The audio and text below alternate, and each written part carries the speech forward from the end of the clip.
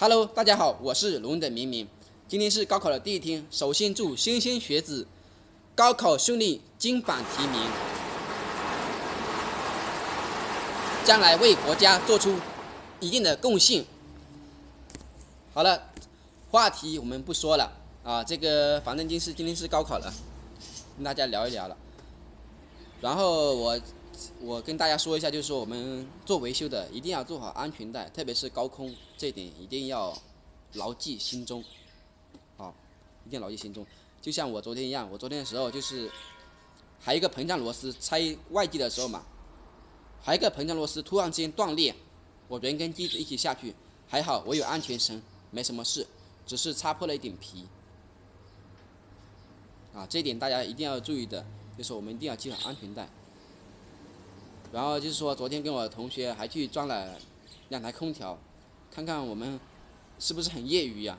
啊，大家不要见笑了，先去看看现场吧。我们出发。这是还有服务工程师，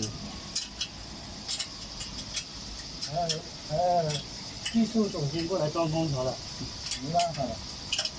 那为什么会过来装空调？是维修不好干吗？维修不好干啊。维修不好干，现在过来装空调24楼，你看。看一下，24楼世纪荣华，看上去是一点点，但是实际上真的是很高的，真的是很高的。高空师傅们一定要注意安全，中暑了别中暑了，一定要多喝水。像这个师傅，他妈的安全带也不用带，我跟他干活感觉提心吊胆的。冒醒过来赚钱。冒醒过来，你看一下。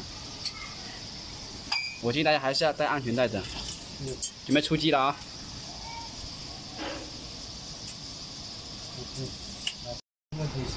可以。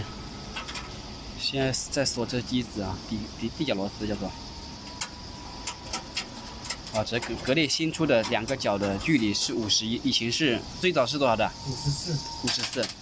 所以说他们都在不断的改进。第一个是有可能说明机子也变小了，整体来讲，变频机。重量都轻了很多了。你看，他这个师傅他说提了很多年的空调，他说这几年的空调感觉很轻，跟放屁一样轻。哈哈。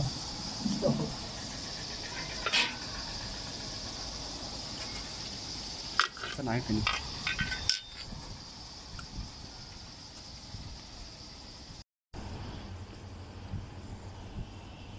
昨天那个是薄荷怎么嘞？昨天那个是薄荷，咱肠子上。啊，不得了了！你看，还有师傅吃客户的东西，我要投诉他啊！吃人家东西，喝人家的水。你看，还喝人家水的呀？这样子的服务，定下来。